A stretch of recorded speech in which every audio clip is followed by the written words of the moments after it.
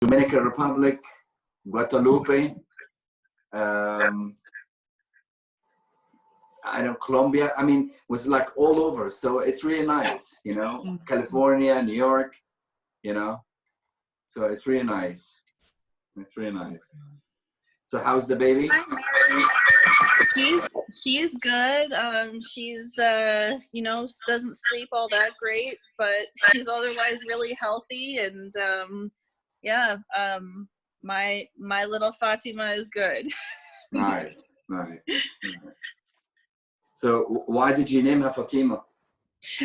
Well, that was my my husband is from West Africa, and that was his mother's name. Nice. So it was something that she was really well revered in the family, and my husband was always close to her, so it was never a question for us what our daughter's name would be.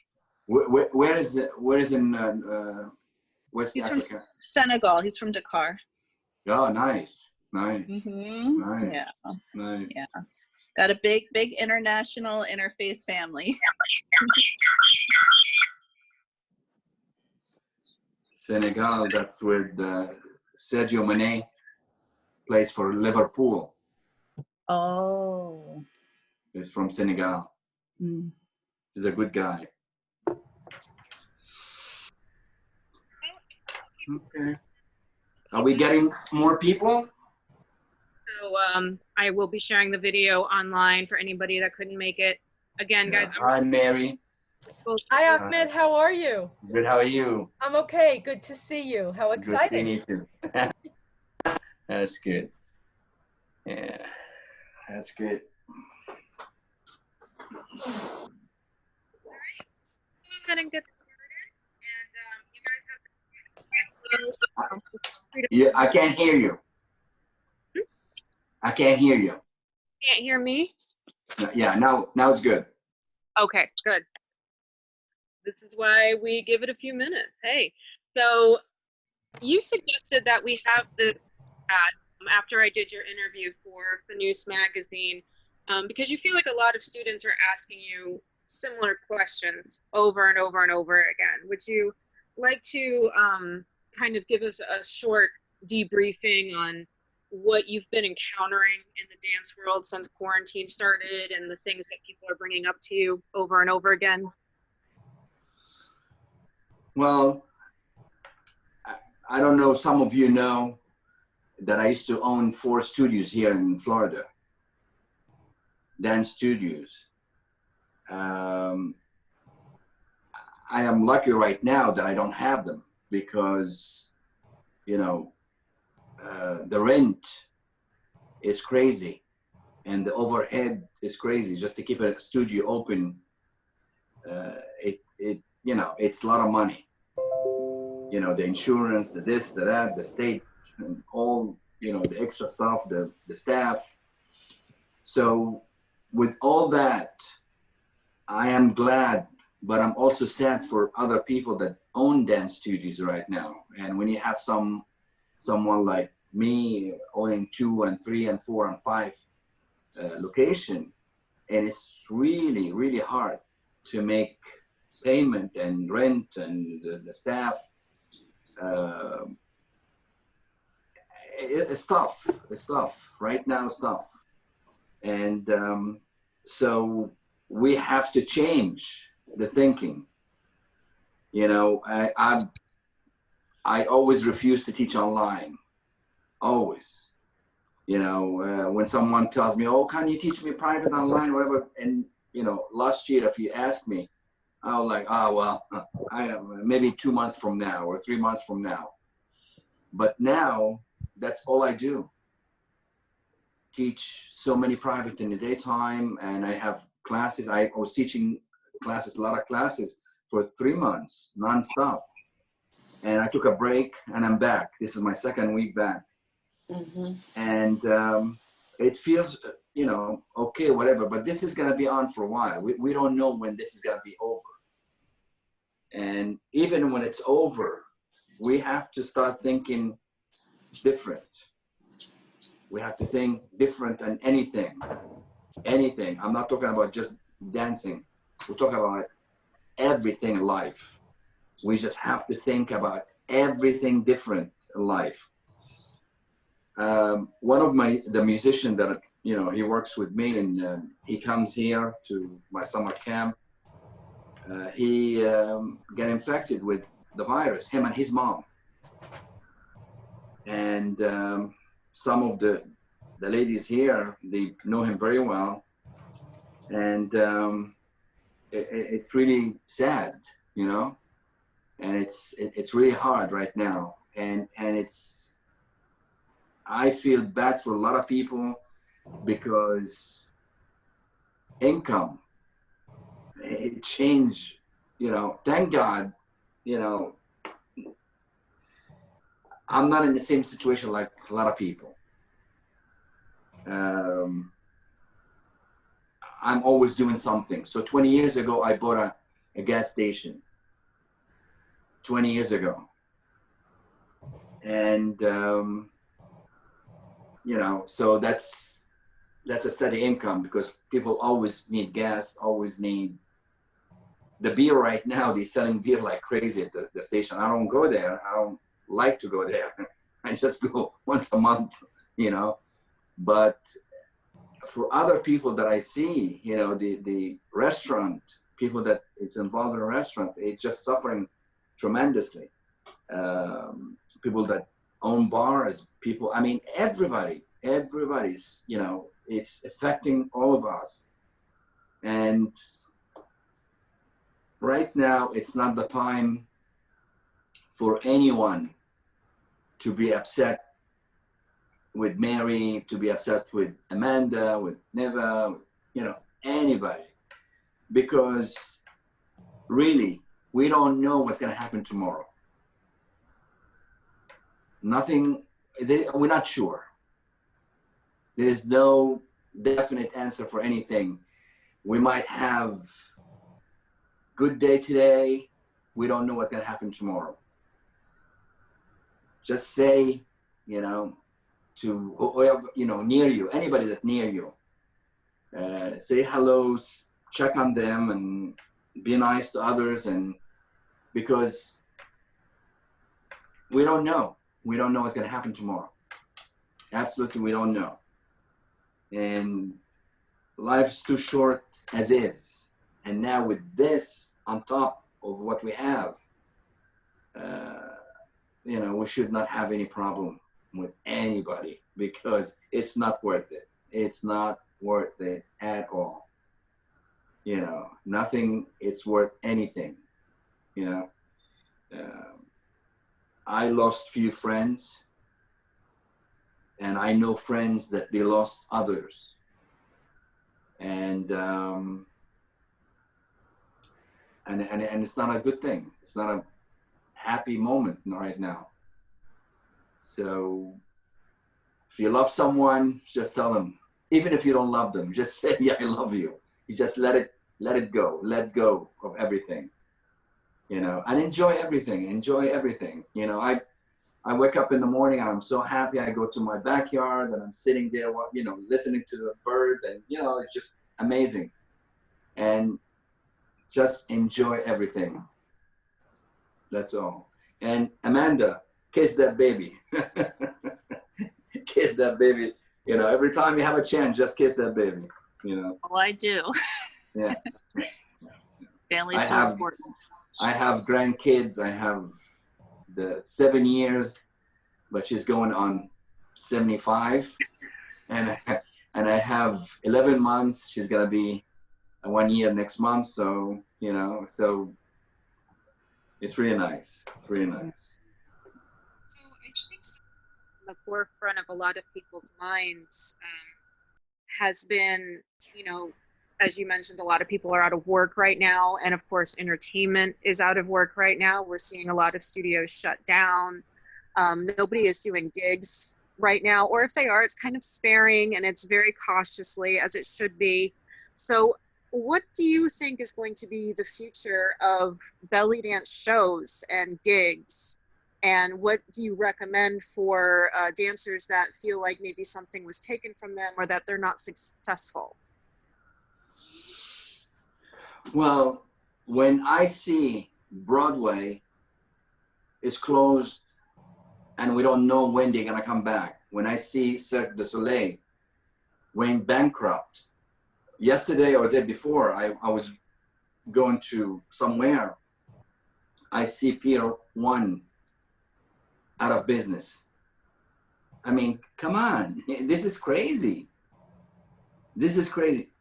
Do I know where we're going? Or I hope next year will be in an amazing position or place.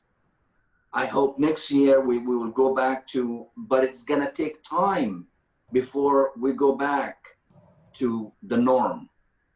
You know, we had, I mean, I said a good friend of mine a couple of months ago, I said, would you trade your time in December to April? And she said, no, I would go back to December. I would take December any day of the week. And I said, well, don't complain about anything.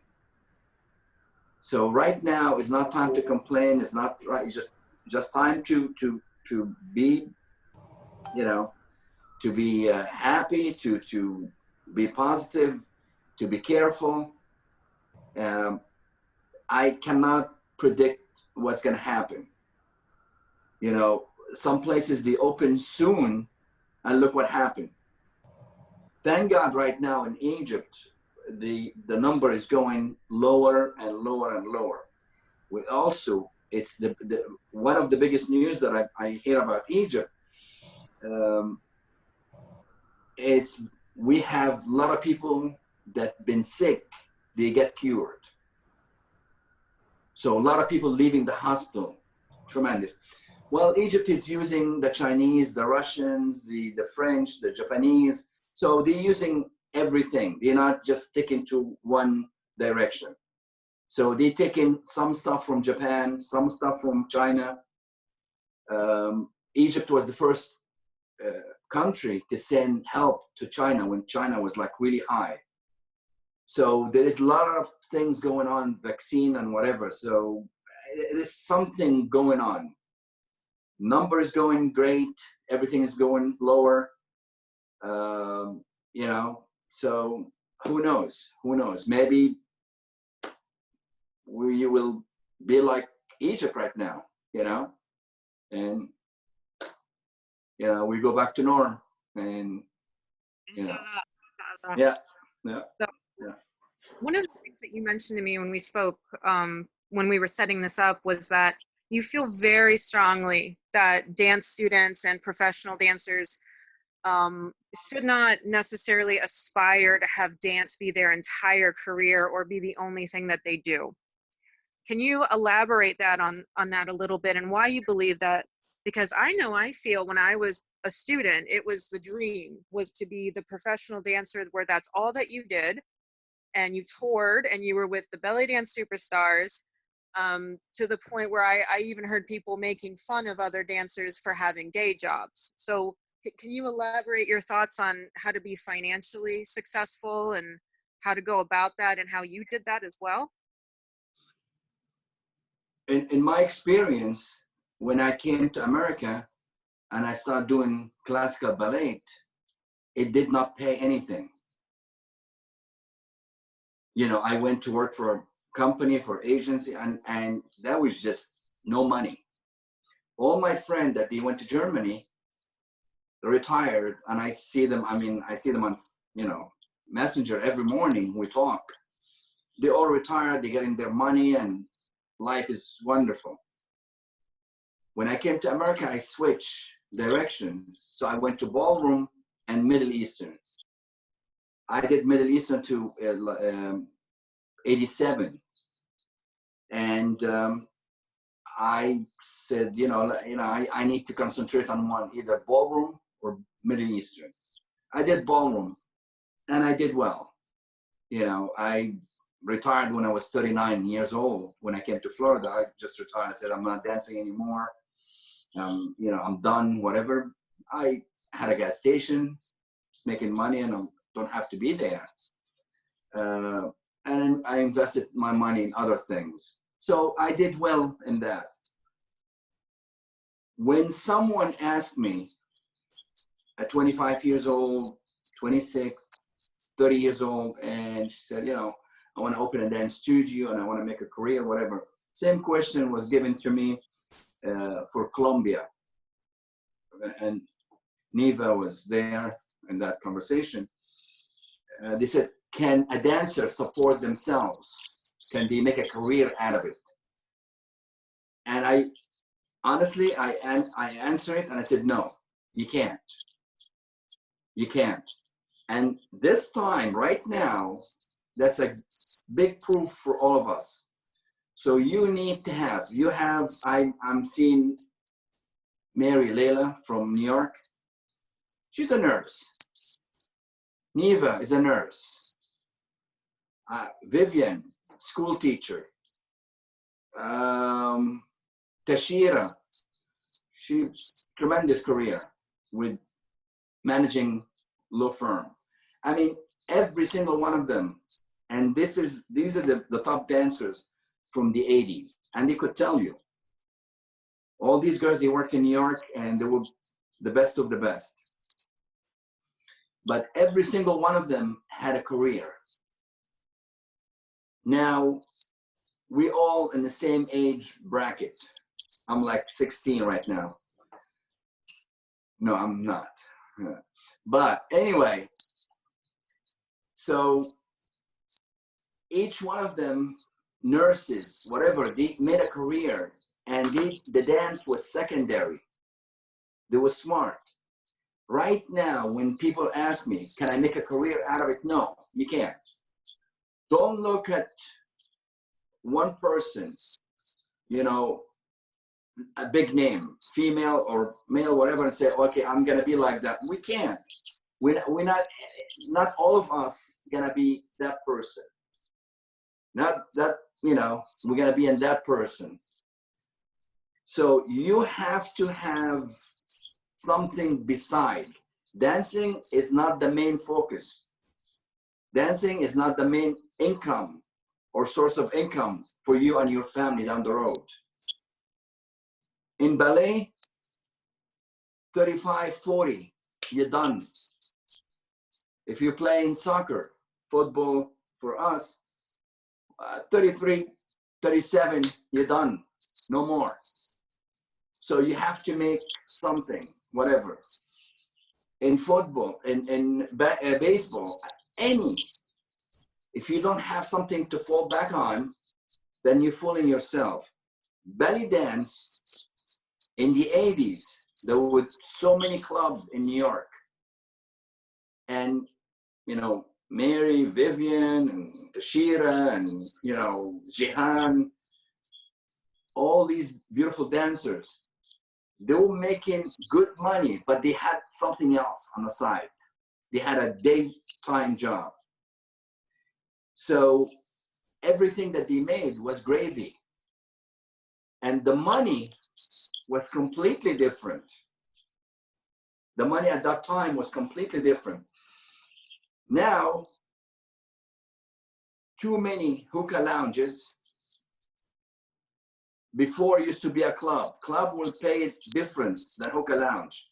When I came back to Bellydance in 2012 and I start saying, you know, seeing hookah lounge, whatever. I mean, that place is small, you're walking, you're not dancing, you're just going between tables. That's all you're doing. The money is not there. So my daughter's, she's 31, and I'm always giving her, you know, my advice. My son is 33. I'm always telling him, he takes it or leave it, whatever. But he comes around 2 years later and says, Dad, I'm glad you pushed me. I'm glad you told me. I'm glad. So it's the same thing for young dancers. Please have something in the daytime. A school teacher, work in office, become a lawyer, become nurse, become a doctor, whatever your passion. Dancing should be secondary, not your main focus. Actually, if I could add something to that, my Sure. mother was a singer would always say, if it's your full-time job, you lose your passion for it because then it's just work. So Yeah. there's Yeah. definitely something to that. And Well, mhm. what happened is with the ballroom dancing, I did it to myself. I was teaching too many hours per day. You know, the class is 45 minutes. So 45 minutes, you put them on top of each other. And when you teach 17 hours, 17 sessions per day, you start to hate the work. It's not, becomes like a job. It's not pleasure anymore. It's the same thing with the belly dance. I did 3 months. I need to take a break. I took a break. So when the break was over, I came back and I'm fine. I'm having fun. Anytime that I lose that fun, I step aside. That's very insightful, because I feel like a lot of people in our community don't talk about burnout very much. It's kind of, seen as like, oh, aren't you dancing every weekend? Aren't you in a restaurant? Aren't you doing this? Aren't you doing that? And a lot of people, I think, are afraid to say that they need a break from it, even though they love it. That's extremely insightful. Yeah, well, let's face it. Can you have pizza every day? No. Can you have chicken every day? No. Can you have steak every day? No. You know, when I go to Egypt, first everybody wants to feed me the this, the that, the teeth, the that. I don't want to see meat. I don't want to see chicken. I don't want to see fish. I eat it in the States. So why when I go to Egypt, I eat the same thing? I eat stuff that I don't eat in, I don't have it here. So I have the beans, the different, rice or whatever, but I don't do the same. And you miss it that way. But if you do the same thing every day, eating rice every day or eating chicken every day, whatever, you're gonna get tired. Doing hookah lounge every day, 7 days a week and whatever, after a while becomes a job, as you say. When you start feeling that job, you need to step aside. Take a break, 2 weeks, 3 weeks. It's not gonna bother you. I got one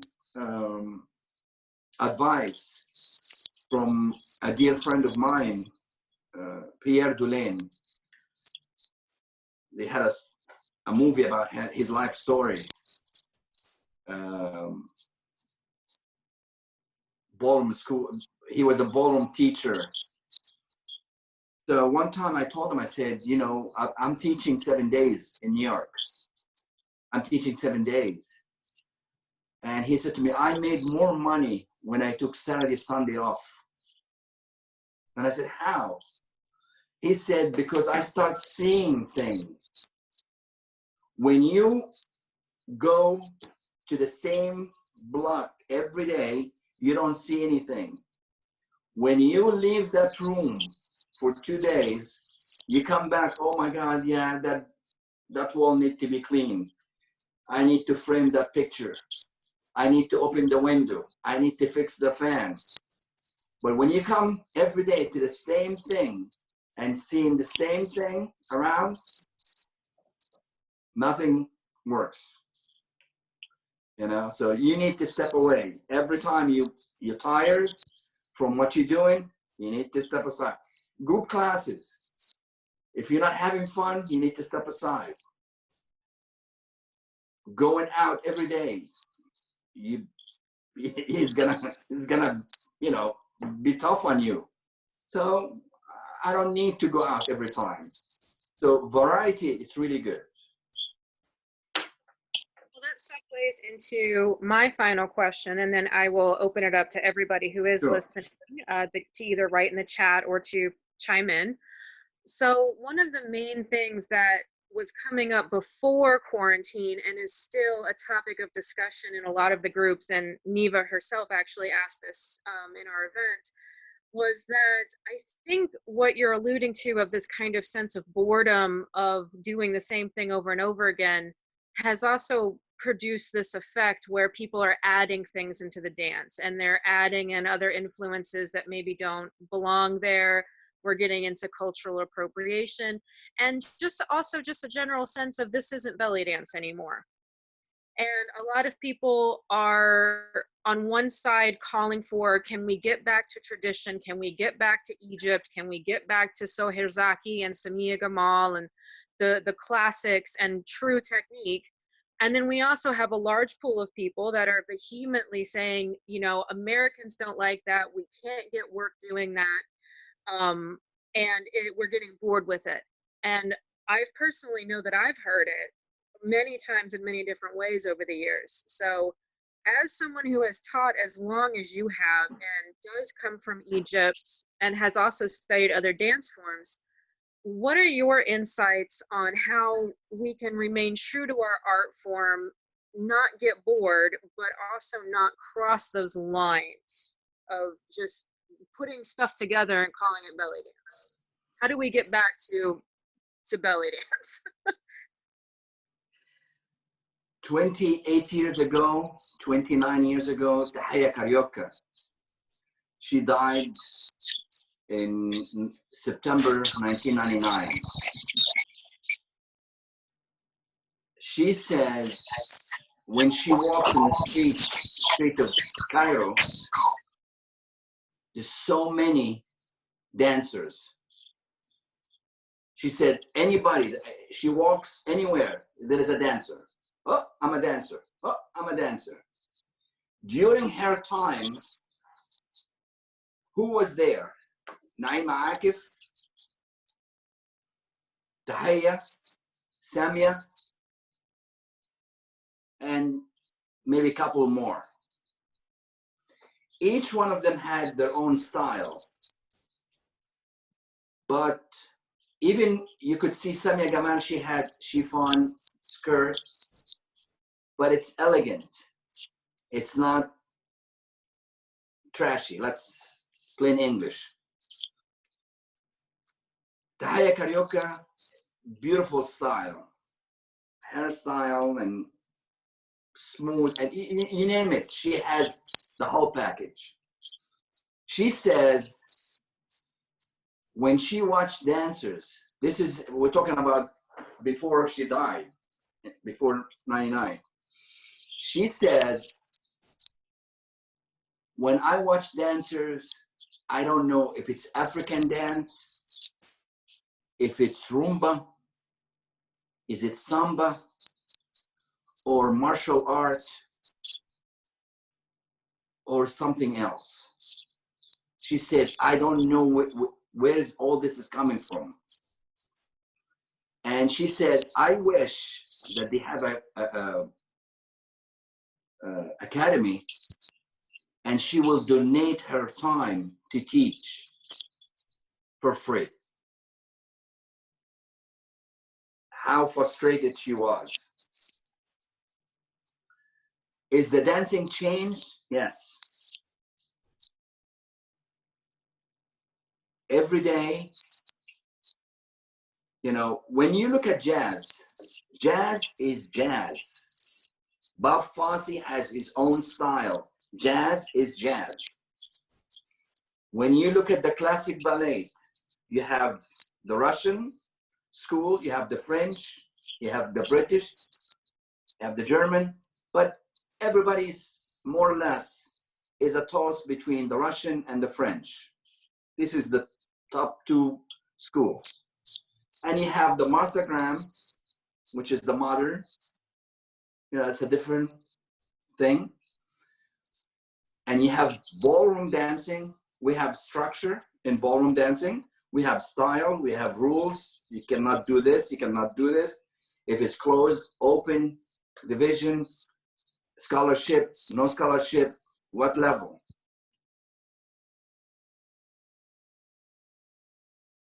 You have,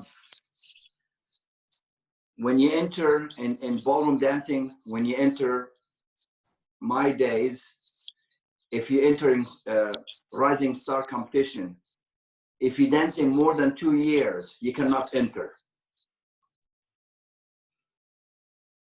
Some competition you have in Bellydance, you have someone who's been trying to be Rising Star for 7, 8 years. You know, there is no rules, there is no structure. In ballroom, there is rules, there is rule books. Even with competition, I was part of Virginia State Dance Corps. We have the 3rd week in July. That's booked for us. Nobody else could come in and do that because we have rule. The National Dance Council of America, we bought that part, that point, that date, 3rd week in July, and that's it. Nobody could do close to us in Reston, Virginia.